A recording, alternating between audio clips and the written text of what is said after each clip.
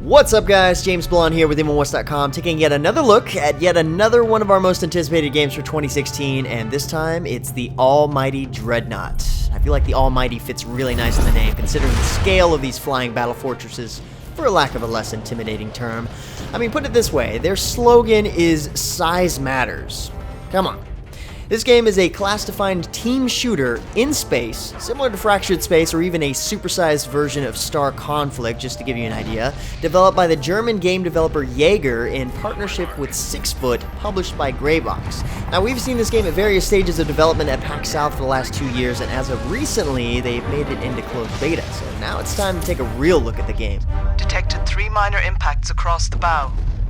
No damage registered. Probably just debris, sir. So I've got to hand it to the developers. The fact that the game has a really nice quality voiceover as soon as you get into the game and throughout the entire game makes it feel more like a AAA title right off the bat. This is your show, Captain, but try not to scratch my ship. It's older than you. It's not the best voiceover ever. In fact, there's plenty of times when you're hearing a person talk, an NPC, and the voice changes from one screen to the next, but the voiceover throughout the game is definitely a nice touch, and it's very important. In a lot of cases, you'll see what I mean when we get into the gameplay. Now, although it doesn't do much other than make you stand out slightly so far on the summary screens after battles, you do have a few options when it comes to customizing your captain. You can choose male or female, and you have a few looks within each option there. Only one outfit for now. A few choices for hats. The scars don't even seem to work right now. I guess they're not in the game just yet, but the tattoos are. That's important to some people, I guess. And you can even change your eye color, although any screen so far that you can see your character in detail, like the summary screen, for example, or the market screen, you can't even see your eyes well enough anyway. But most importantly for me anyway, you can make your suit red. Like I said, very important to me. Clearly, there's going to be more options for customization here, along with more opportunity to see your customization on your captain in the game somewhere. From there, you have the option to run through the tutorial, which is well worth it for the visuals alone, much less the smaller bits of information that turn out really helpful, like understanding the range effectiveness of your primary and secondary weapons shown through your reticule, red indicating maximum effective damage and yellow indicating minimum effectiveness, blue meaning pretty much out of range, basically. This tutorial pretty much covers how to use your energy system, but also gives you a slight tactical lesson as well when you go up against other types of ships, which we'll get into.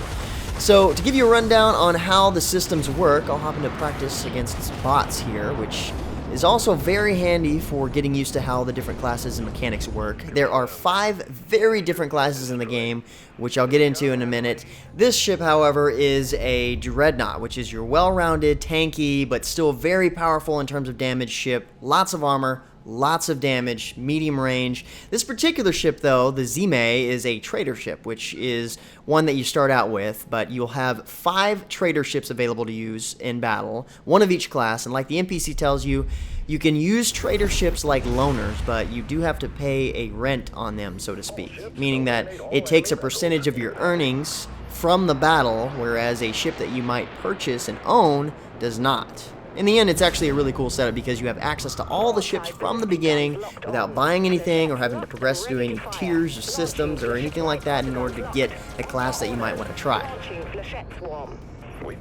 Anyway, the controls in the game are pretty straightforward. You've got W, A, S, and D to move around, and it's more of a rotational sort of system when it comes to A and D instead of a strafe. You don't move side to side like that.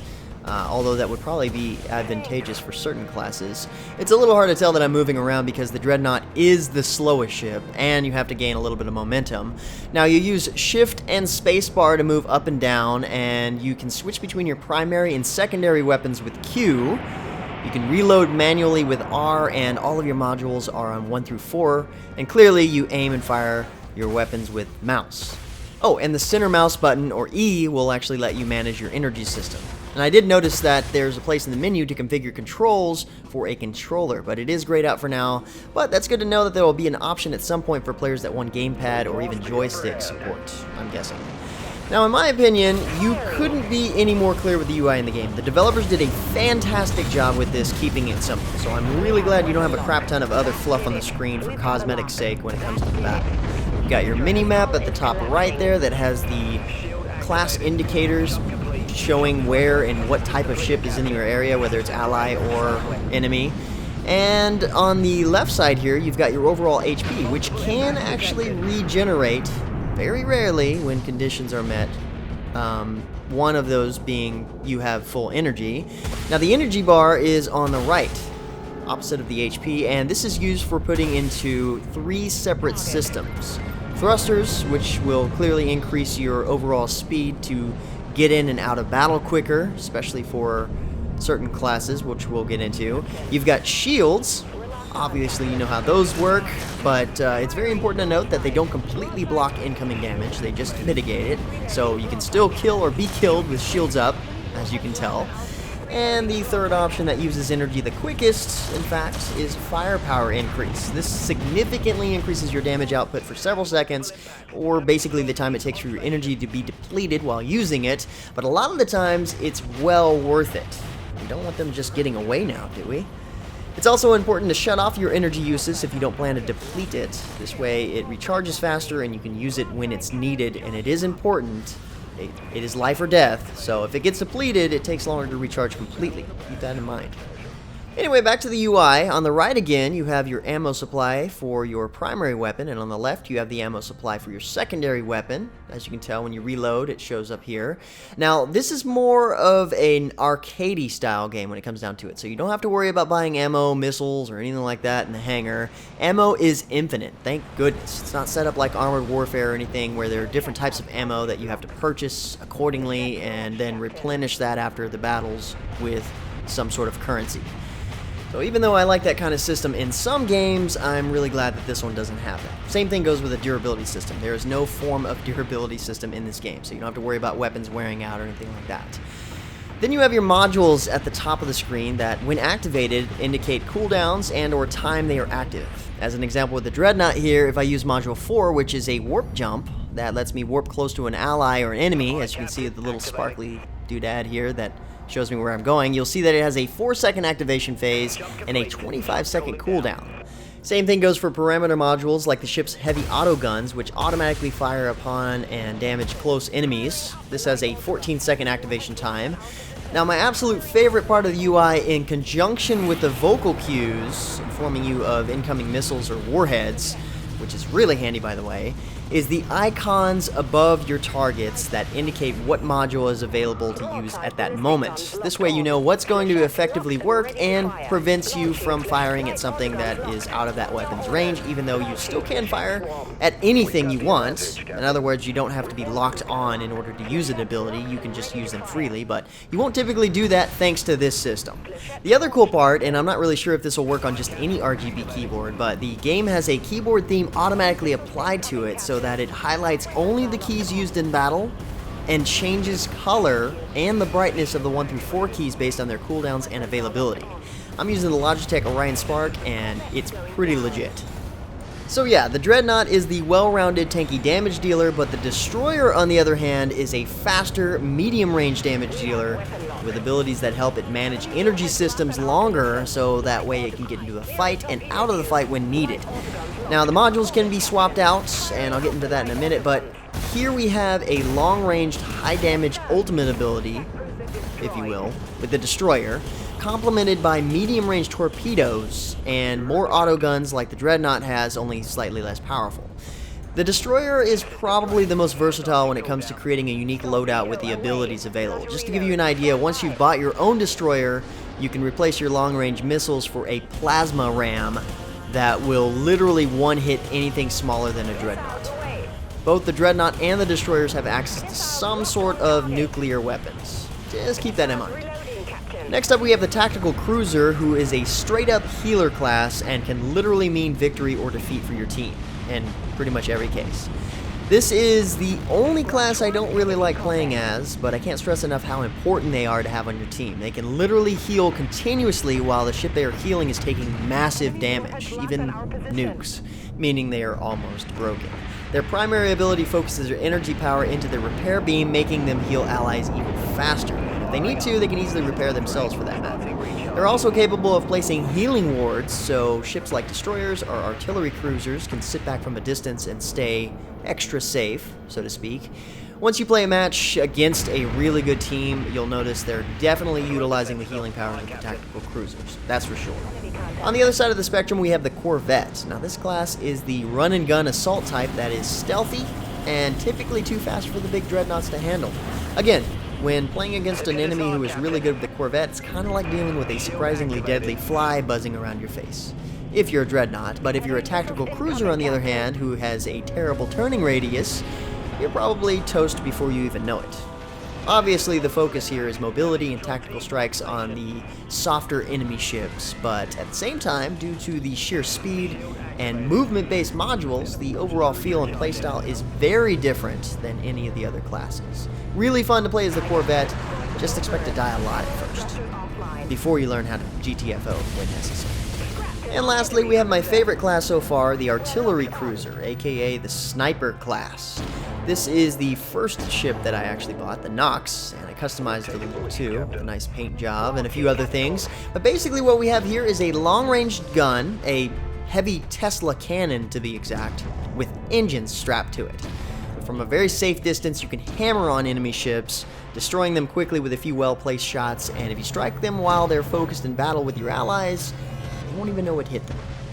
When it comes to their primary abilities, they are focused on speeding up their firepower with a rapid fire mode, increasing it with siege mode, launching bombs that work almost like a long-range shotgun blast, or even some sort of disruptive firepower that takes their target's modules offline for a bit, or stasis beams that slow their targets down all the way to a crawl, making it a lot easier to pick them off. One of my favorite abilities is the Drain Missile that takes away their energy systems momentarily. It's perfect to use right before your ally sends some sort of crazy barrage of missiles at them. Besides all that, you can also have options for cloaking, short armor amplifiers, or even dive or turn amplifiers, so that way you can help dodge incoming attacks because they are very vulnerable as they are. They're squishy, especially at close range. Watch out for the Corvettes. Just saying. Warheads locked on our position.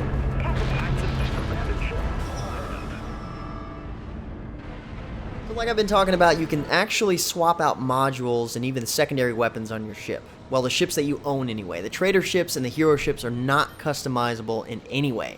With the ship that you purchase, the game actually lets you do this really quick. Right after your first match, it gives you the currency to be able to do that. You can change the loadout as well as the appearance or visual customization of the ship.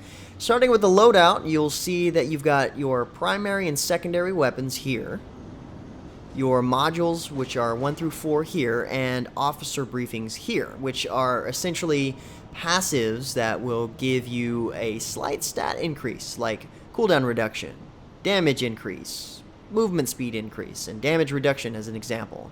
These are the ones that you start out with, but you can easily swap these out as you progress and gain access to more.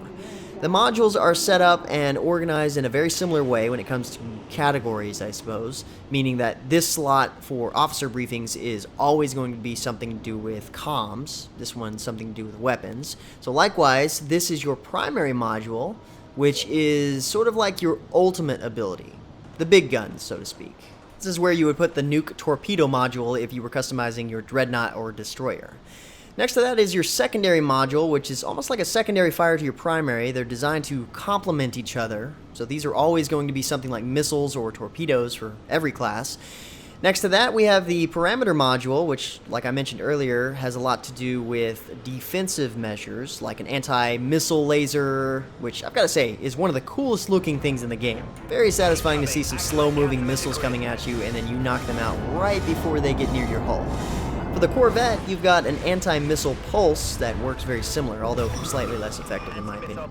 The only thing you can't swap out for something else on your ship is your primary weapons. You can change the secondary to something else that fits your playstyle, but the primaries are pretty much what the ship is built around, especially with the artillery cruisers, seeing that they're just one big gun with engines strapped to them.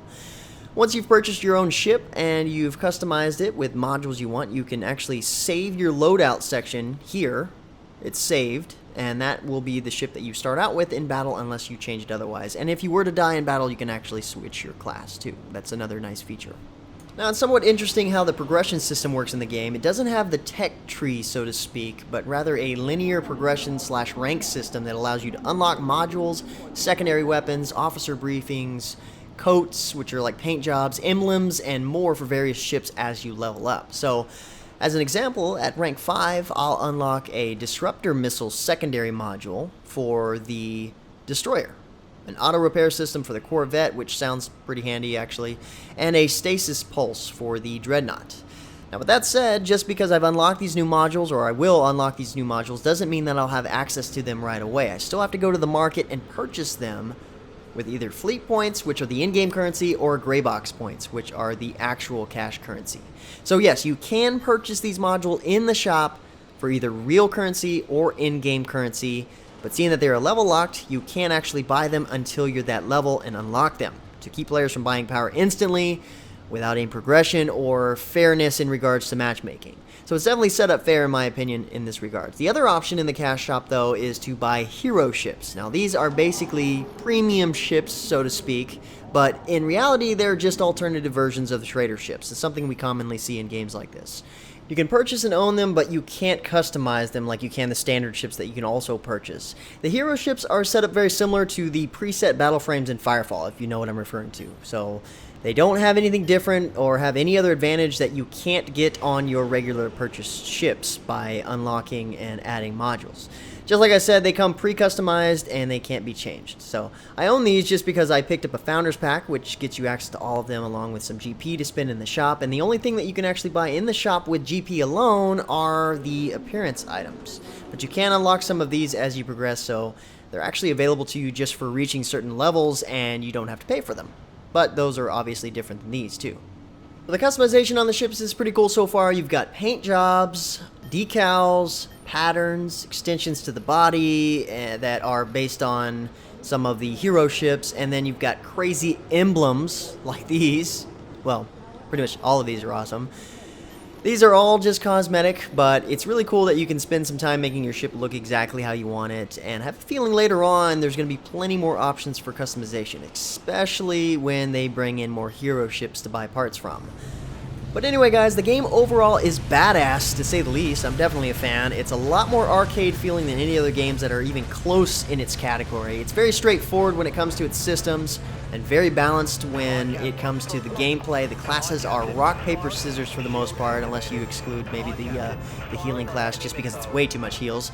So that works out really nice, and it definitely puts the focus on team gameplay, which is exactly what I was looking for. Nothing to complain about at this point in the game. They do plan on having more multiplayer modes and maps. Right now there are only like 2 maps I believe, and either team deathmatch 5v5 and 5v5 team elimination. I think they're going to explore a little bit more with that.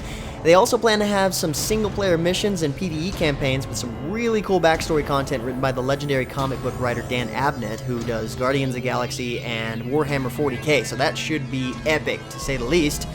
Anyway guys, the game is currently in closed beta. You can sign up for access at playdreadnought.com for a chance to get in, or you can pick up a Founders Pack in order to get instant access, which will also include a few invites for friends as well.